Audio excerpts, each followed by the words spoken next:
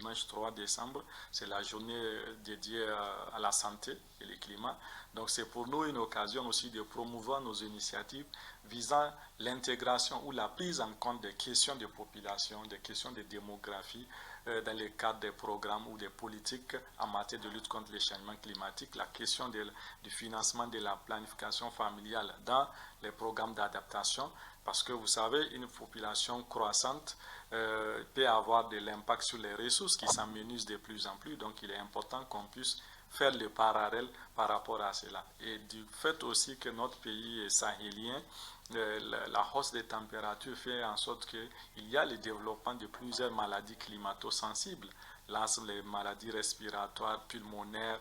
la méningite, le paludisme. Donc ces maladies, on voit une croissance exponentielle par rapport aux cas des victimes ou au cas même des maladies, même si d'autres arrivent à être traités. Donc il est important qu'aujourd'hui, on puisse faire l'interrelation et ne pas dissocier les questions de santé au niveau des politiques publiques en matière de lutte contre les changements climatiques. Il y ait une intégration, que les acteurs puissent se parler et ne pas travailler, comme on le dit, en silo, mais qu'ensemble, qu'il y ait des stratégies intégrées qui parlent de ce qu'on appelle aujourd'hui PED, c'est-à-dire population, environnement, développement et santé. Donc il est important qu'il y ait de la synergie autour de ces nexus. Nous allons plaider pour que ces questions soient prises en compte au niveau du Sahel et que surtout dans notre pays aussi, nos politiques publiques puissent refléter cette intégration ou cette interrelation. En dehors de ça, nous allons participer aux côtés de nos autres confrères des organisations de la société civile pour la marche pour le climat, pour les plaidoyer pour que ces fonds pertes et dommages soient véritablement opérationnels avec des mécanismes clairs, flexibles et transparents. Mais également du côté de la mobilisation pour les ressources, nous allons demander à ce que les pays pollueurs puissent payer en tout cas le tort qu'ils ont causé aux autres États vulnérables. Donc il y aura la réunion des jeunes et la journée de la jeunesse. Donc nous allons contribuer aussi dans le décryptage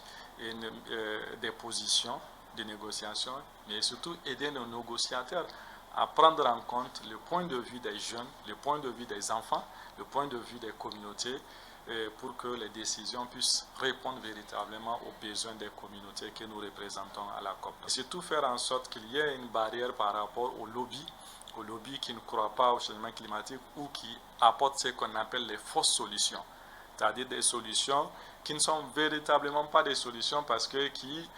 contribuent au contraire à la dégradation du climat et qui contribuent aussi à la pollution. Donc nous allons faire en sorte que ce qu'on appelle les greenwashing,